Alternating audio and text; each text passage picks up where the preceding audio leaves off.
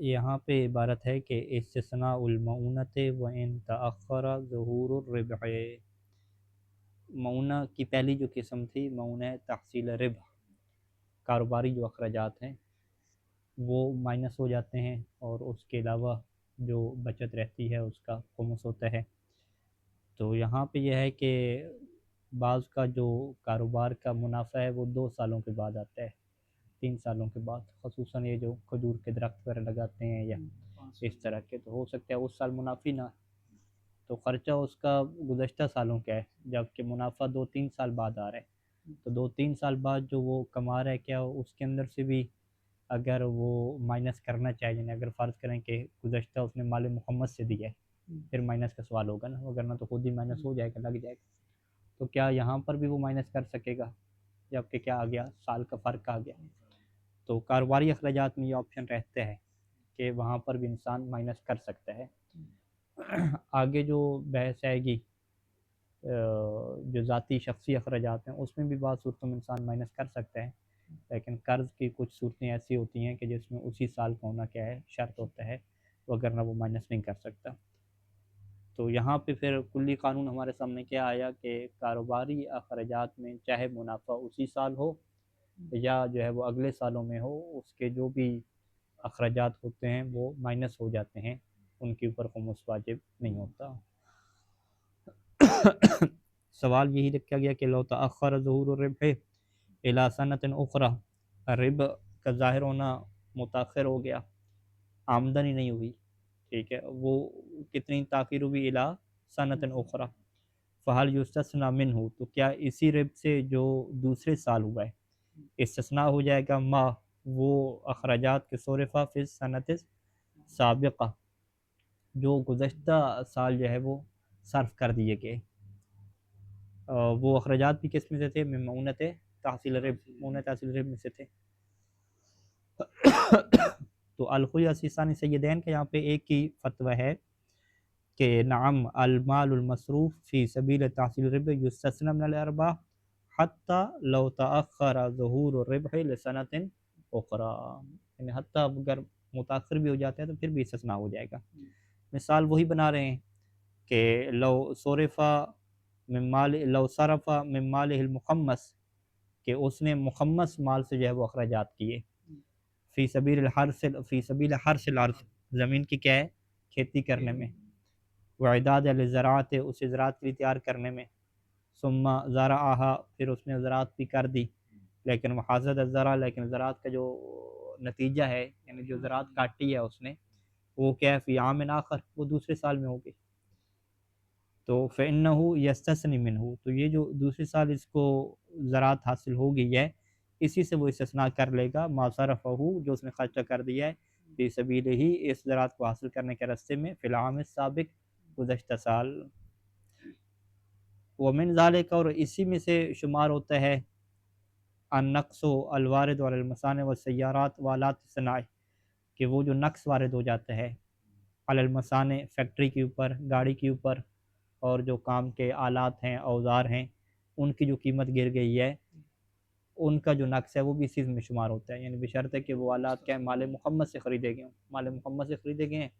تو ان کا جو نقص ہوگا تو وہ بھی گویا کہ مال محمد کیا ہو گیا، تھوڑا ہو گیا،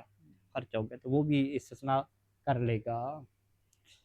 یعنی وہ تمام آلات اور وہ گاڑیاں اور وہ ساری فیکٹری وغیرہ کہ جو استعمال کی گئی ہے، مما یستعمل فی سبیل تحصیل ربح ہے، کہ جو رب کے حاصل کرنے میں جو جو چیزیں بھی یوز ہوئی ہیں اس کی مال مخمس میں سے، اور اس کے اندر نقص وارد ہوا ہے، تو وہ استثناء کا آپشن اسے مل جائے گا۔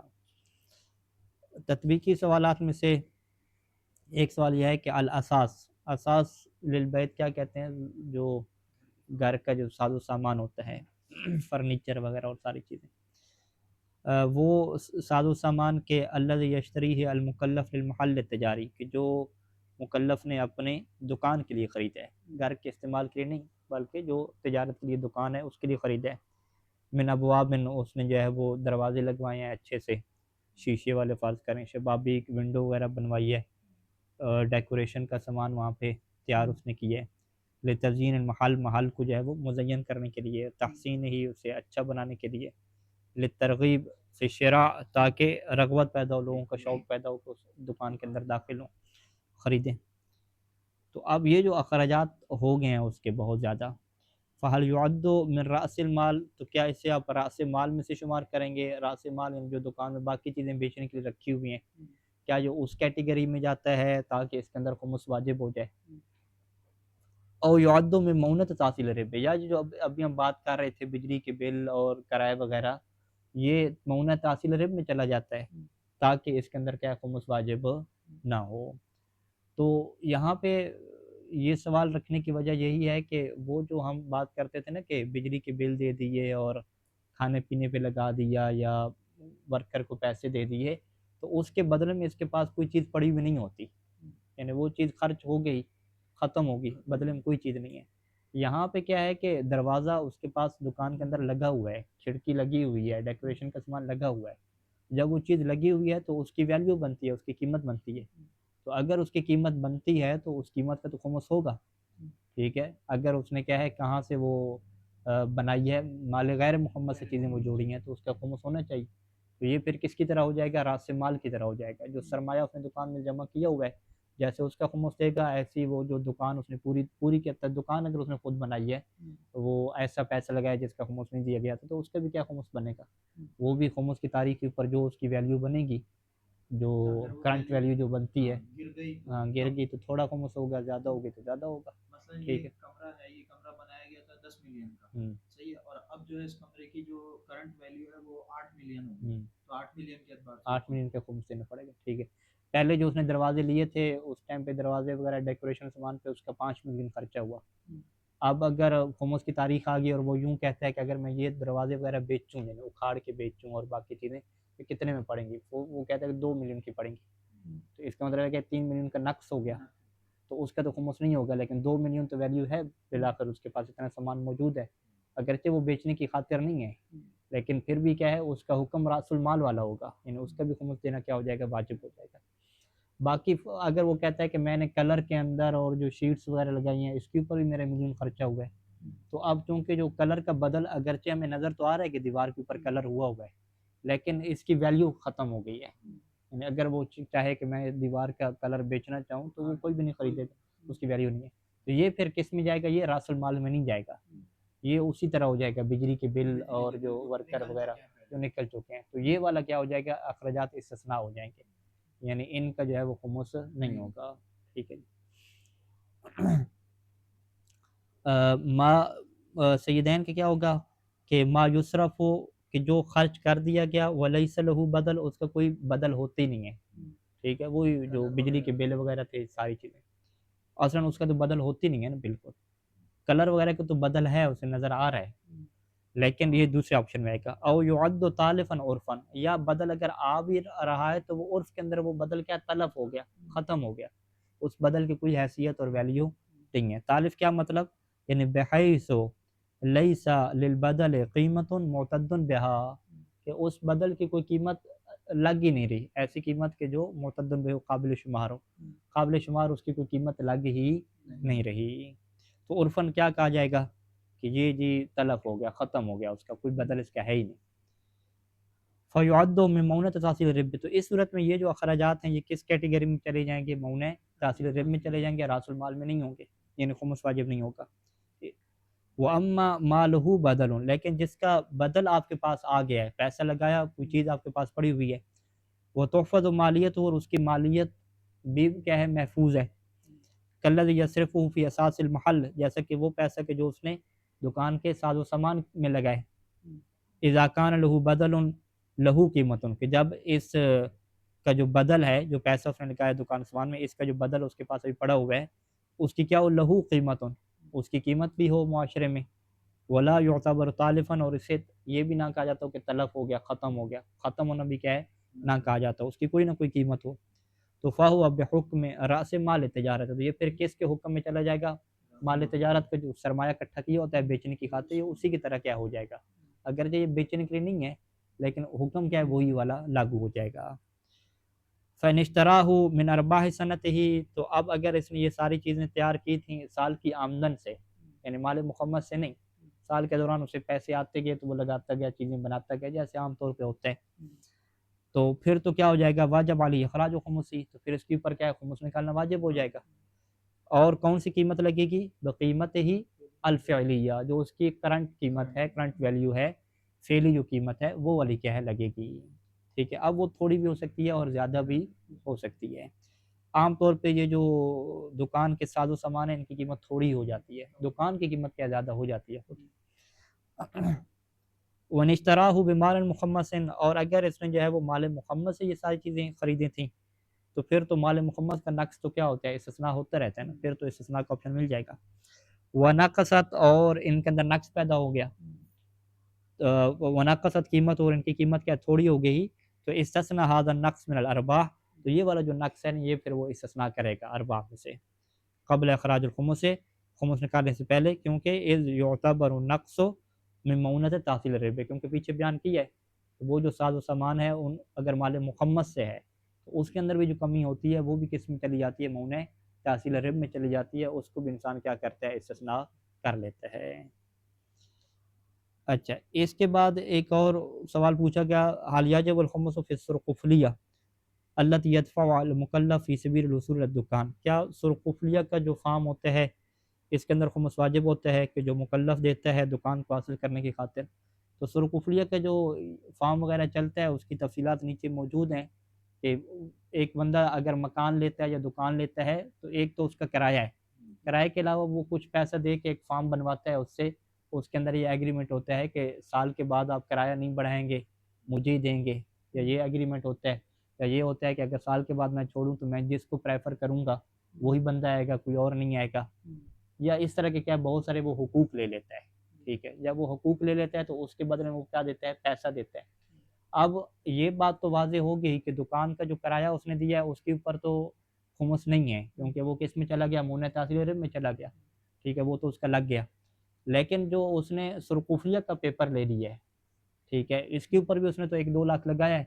ٹھیک ہے، کیا اس کا پھر خمس دے گا یا نہیں دے گا؟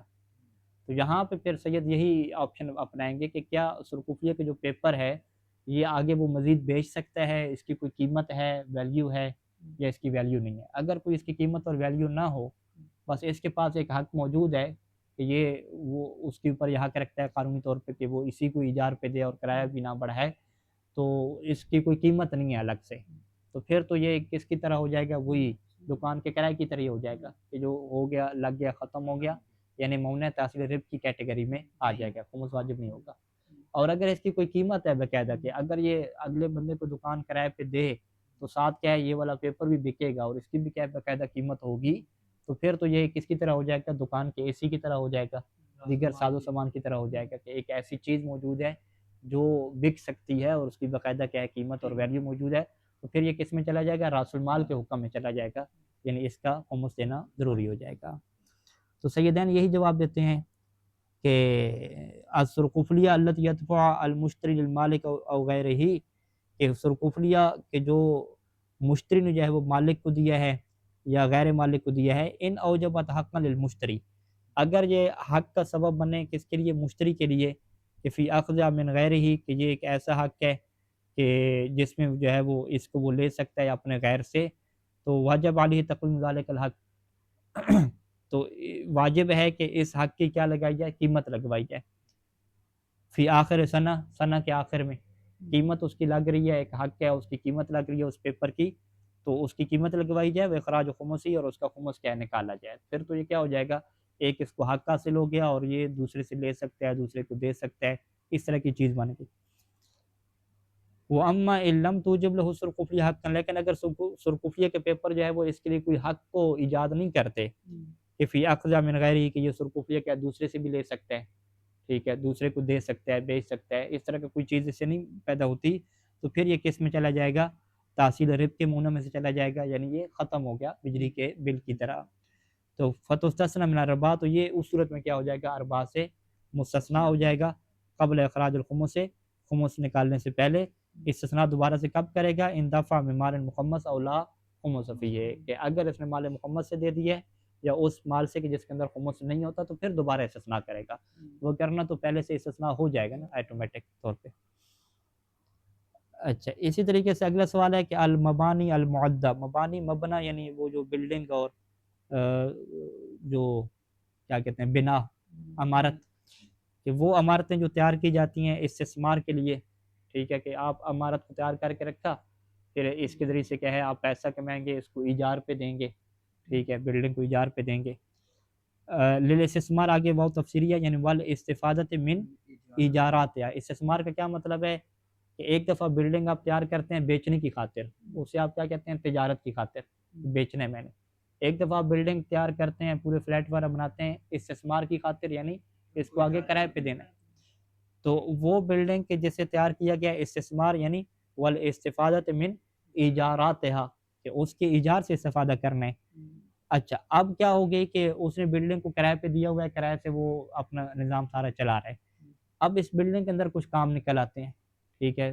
مثلا اس کا رنگ وغیرہ کروانا، پینٹ کروانا، کوئی چیز خراب ہو گئی ہے وہ سیٹ کروانا، ٹھیک ہے، یہ ساری چیزیں اس میں کروانی ہوتی ہیں۔ اذا احتاجت، جب یہ بلڈنگ محتاج ہو کہ لصیانت، کہ اس کے اندر صیانہ کا کام آ گیا، ٹھیک ہے جی، صیانہ وہی کیا کہیں گے اردو میں، ٹھیک ہے، مینٹیننس، یہ اچھا لفظ، مینٹیننس کا کام آ گیا، ترمیم اس کے اندر کرنی پڑی، وہ اصلاح، اور اس کے اندر کیا مزید درستی کرنی پڑ رہی، یہ کیوں کرنی پڑی ہے؟ نتیجہ استعمال المؤجرین، کیونکہ جو مؤجرین ہیں وہ اسے استعمال کر رہے ہیں، یوز کر رہے ہیں، تو چیز پرانی ہو رہی ہے تو اس کو یہ کام کروانے پڑ رہے ہیں، تو یعنی یہ سال میں کما بھی رہا ہے اور اس بلڈنگ کے اوپر پھر لگا بھی رہا ہے اس کی مینٹیننس کے لیے، باقی چیزوں کے لیے۔ تو اب یہ جو اس کے اوپر وہ لگا رہا ہے پیسہ، یہ کس کیٹیگری میں جائے گا؟ کیا یہ مونع تحصیل رب میں جائے گا کہ اس کے اوپر خمس نہ ہو، اور اگر اس مال محمد سے لگا رہا ہے تو پھر مائنس بھی کر لے باقاعدہ، ٹھیک ہے،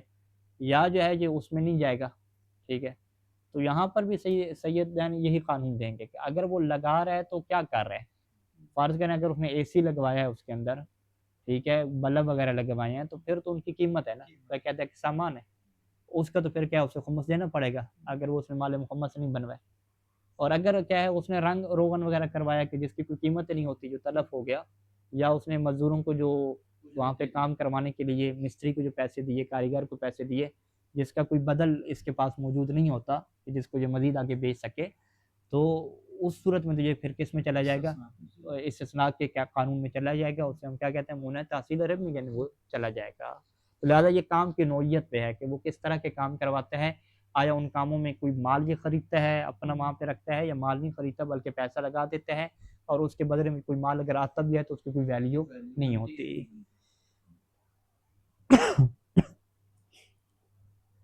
اچھا تو سوال بھی یہ ہے کہ کیا یہ فالیاجب علی الخمس فیما یصرف لذالک او یکون من مؤونۃ تحصیل رب، یا یہ جو ہے وہ مؤونۃ تحصیل رب میں چلا جائے گا اور اس کے اوپر خمس واجب نہیں ہوگا؟ تو سیدین یہی جواب دیں گے قانون کے مالہ بدل و تحفظ مالیتہ،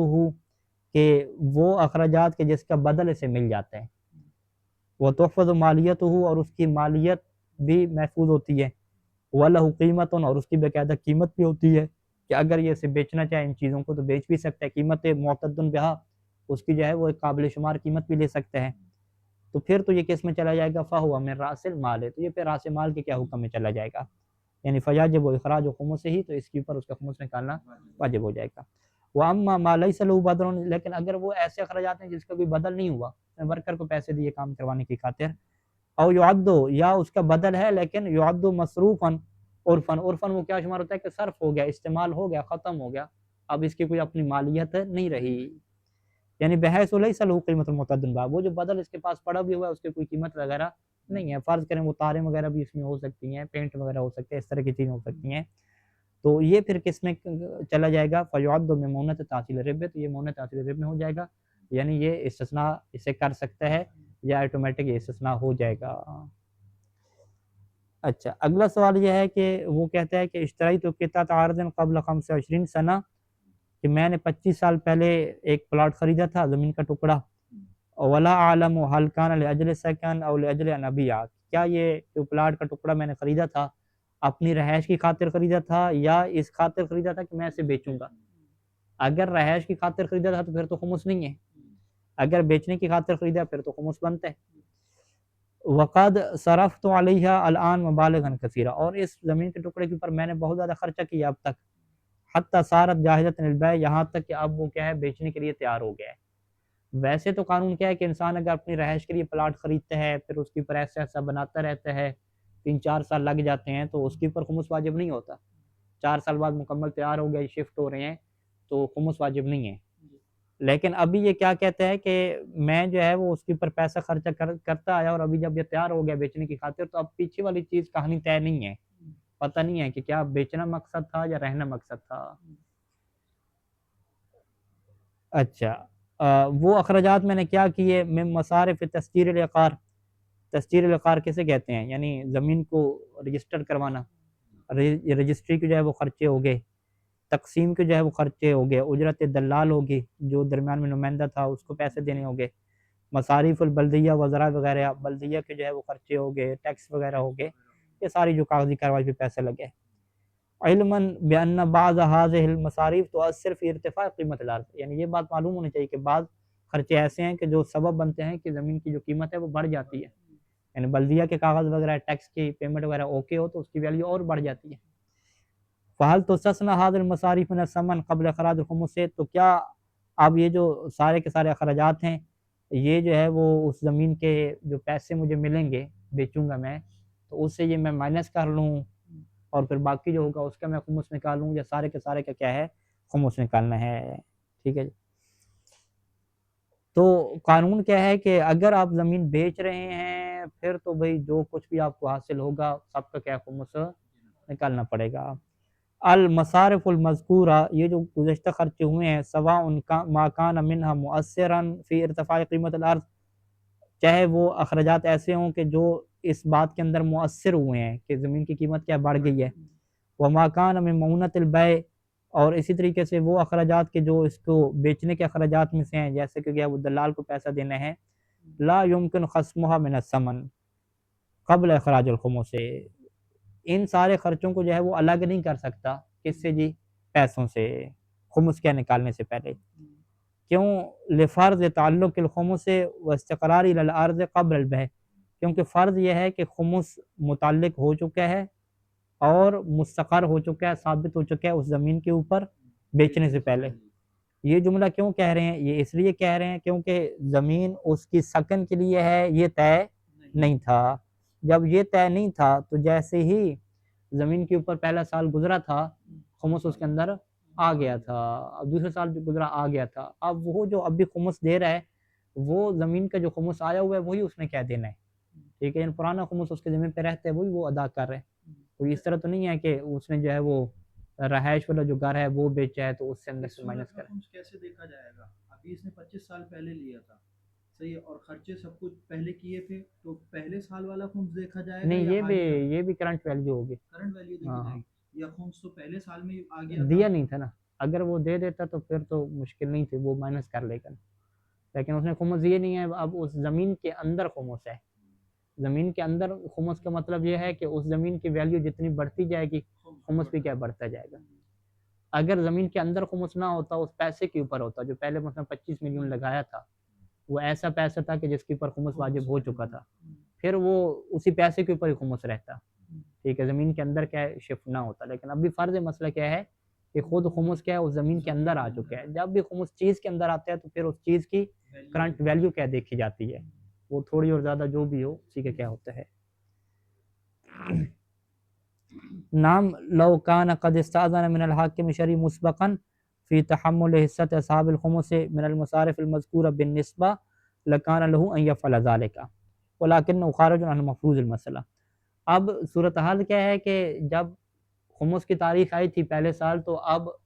اس زمین کے اندر کیا خمس واجب ہو گیا تھا. خمس واجب ہونے کا مطلب کیا ہے کہ اس زمین کا جو 5واں حصہ ہے وہ اس کا نہیں رہا، وہ امام علیہ السلام کا اور سادات کا ہو گیا. اب جب اس زمین کے اوپر وہ خرچہ کرے گا تو 4 حصے اس کے اپنے ہیں، 4 حصے اپنوں کے اوپر خرچہ کر رہے ہیں، اور جو 5واں حصہ ہے وہ کس کا؟ امام اور سادات کا، اس کے اوپر خرچہ کر رہے ہیں. تو اب یہ کہتا ہے کہ بھی ٹھیک ہے، سال پہلے خمس اگر آ گیا تھا اس کے اوپر تو 5واں حصہ تو میرا تھا ہی نہیں، تو لہٰذا میں نے جو خرچے کیے ہیں تو وہ میں نے 5واں حصے پہ بھی تو کیے ہیں، تو وہ خرچے تو مجھے واپس کرو، کیونکہ وہ خرچے تو میں نے اپنی زمین پہ نہیں کیے، وہ تو سادات اور امام کی زمین پہ کیے ہیں. تو لہٰذا امام علیہ السلام سے فقیہ سے بھی بات کرے کہ وہ خرچے تو مجھے واپس دیں، وہ میری اپنی زمین پہ تھوڑی ہوئے ہیں. تو یہاں پہ پھر حاکم شرعی کیا کہے گا کہ بھئی اگر آپ نے پہلے سے طے کیا تھا ہمارے ساتھ کہ جی یہ زمین ہے، خمس واجب ہو چکا ہے، یہ آپ لے لیجئے، اور پھر حاکم شاہ نے کہا ٹھیک ہے ابھی ہم نہیں لیتے، آپ خرچے کریں، جو ہمارے حصے کا بنے گا وہ کیا ہے ہم دیں گے، یعنی اسی کے پاس رہا اور انہوں نے معاملہ ایسا کر لیا کہ بس ابھی رہے گا ہمارا حساب کے پاس، گویا کہ ہم شریک ہیں آپ کے ساتھ، شریک ہو گئے ہیں زمین میں، تو مل جل کے کیا خرچے کریں گے۔ اگر ایسی پہلے بات ہو چکی تھی تو پھر تو یہ اپنا 5واں حصہ مانگ سکتا ہے، مانگ سکنے کا مطلب کیا ہے کہ اس کا خمس نہ دے، اس کو الگ کر لے باقی خمس سے، لیکن اگر اس طرح کی پہلے کوئی بات نہیں ہو چکی تھی پھر تو سیدھی سیدھی بات ہے کہ اس نے جو ہے وہ جو 5ویں حصے پہ خرچہ کیا ہے وہ ان کے مالک سے جو ہے وہ رضایت لی نہیں ہے جو اس کے اوپر حق کے تصرف رکھتے تھے، یہ تو خود ہی اپنی طرف سے کرتا ہے، تو اب اس کے پاس کوئی حق نہیں ہے کہ اس خرچے کو بھی کیا کرے یہ مائنس کر لے۔ لیکن کہتے ہیں کہ یہ بحث جو ہے وہ مفروض سوال سے کیا ہے بہر ہے، ابھی اس کے اوپر ہماری بحث نہیں ہو رہی، ابھی بحث وہ یہی پوچھ رہا ہے کہ زمین میں نے خریدی تھی، یہ طے نہیں تھا کہ میری رہنے کے لیے، بھئی جب رہنے کے لیے طے نہیں ہے تو پھر ثابت ہو گیا کہ زمین کے اوپر خمس واجب ہے، جب زمین کے اوپر خمس آ گیا تو زمین کی جو بھی قیمت بنے گی خمس دینا پڑے گا۔ باقی اگر اخراجات کی آپ بات کرتے ہیں تو ایک الگ بحث ہے کہ جو اخراجات آپ نے خرچ کیے تو اگر پہلے سے طے شدہ تھا تو وہ آپ پھر مائنس کر لیں گے، وغیرہ نہیں ہے۔ اچھا اگلا سوال ہے کہ لوکان عند المکلف نوعان من الکسب تجارت و وظیفۃ، مکلف کے پاس کمانے کی جو ہے وہ دو قسمیں ہیں، ایک اس کا اپنی تجارت بھی چل رہی ہے اور ایک کیا وظیفہ، یعنی وظیفہ کہتے ہیں جاب نوکری بھی چل رہی ہے۔ وَأَخَذَ مِنْ أَرْبَاحِ الْوَظِيفَةِ، اس نے کیا کیا جو وظیفہ سے اس کی کمائی ہوئی نا ارباح، اس کو اس نے لیا، وَصَارَفَهَا، اور اسے خرچ کر دیا، فی مونت تحصیل رب تجارت، کون سے اخراجات میں لگا دیا جو تجارت کے اخراجات ہیں، یعنی نوکری کا جو پیسہ ہے اس سے اس نے دکان کا بل کہہ دے دیا۔ وحل سنت الخمسیہ لاموال الوظیفۃ، اب ہوا کیا کہ اس نے دو تاریخیں رکھی ہوئی تھیں، نوکری کے جو پیسے اس کی الگ تاریخ تھی اور ادھر سے تجارت اور بزنس کا الگ حساب رکھا ہوا تھا۔ اب سال کس کا آ گیا، جو نوکری کا پیسہ ہے، جاب کا جو پیسہ ہے اس کا کیا سال آ گیا۔ وبعد لم تخرج ارباح التجارت، اور ابھی تک جو ہے وہ ارباح تجارت نکلی نہیں ہے، یعنی اسے ابھی تک جو تجارت کے ارباح ہیں اس کا فائدہ ابھی تک حاصل نہیں ہوا۔ فہل یجب علیہ اخراج خمس الارباح التي صرف فی منتظر الربح، تو کیا ابھی سے یہ جو ہے وہ استثناء کر لیں ایڈوانس، یعنی تجارت کی کچھ آمدن ہوئی نہیں ہے اور وہ کیا کرے کہ بھئی میں نے کیونکہ دکان کے بل وغیرہ دے دیا، اگرچہ پروفٹ ابھی نہیں آیا، کھیت کی وغیرہ، کھیت کی مثال بنے گی، دکان کو پروفٹ آتا رہے گا، کھیت کے مثلا درخت پودے وغیرہ لگائے تھے ابھی وہ درخت نہیں بنے، لیکن یہ کہے کہ چونکہ میں نے یہ ساری پیسے کہاں سے دیے، نوکری والے پیسے سے دیے، تو یہ میں ابھی سے مائنس کر کے رکھ لیتا ہوں، اگلے سالوں میں جب کھیتی وغیرہ ہوگی، کٹنگ ہوگی ساری، تو پھر وہاں سے میں مائنس کرنے کی ضرورت نہیں ہے، ایڈوانس پہ مائنس اسے کرنا کیا۔ تو کیا صورتحال ہے، تو یہ جو پیسے ہیں اب ان پیسوں کو کیا کرنا ہے، فَهَلْ يَجِبُ عَلَيْهِ إِخْرَاجُ خُمُسِ الْأَرْبَاحِ الَّتِي صَرَفَ فِي مُنْتَظَرِ الرِّبْحِ، تو کیا اس کے اوپر واجب ہے کہ ان ارباح کا بھی خمس نکالے، نوکری والے ارباح کہ جو اس نے تحصیل ربح کے معنی میں خرچ کر دیے تھے، ٹھیک ہے جی، تو جواب کیا ہے کہ نام یاجب اخراج خمسیا، خمس نکالنا تو واجب ہے، ٹھیک ہے، اگرچہ لگا دیے ہیں اس نے وہاں پہ، ٹھیک ہے، کیونکہ مستثنا کہاں سے کرنی تھی،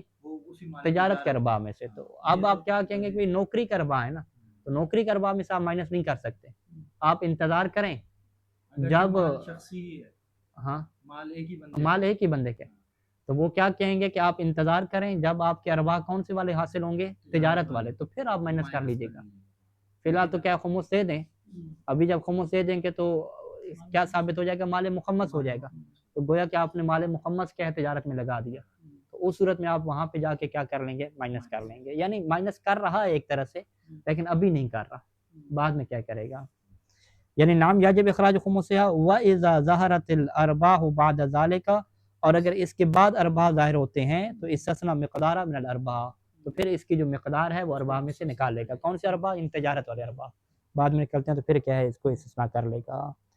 صلی اللہ علی محمد و آلہ اجمعین۔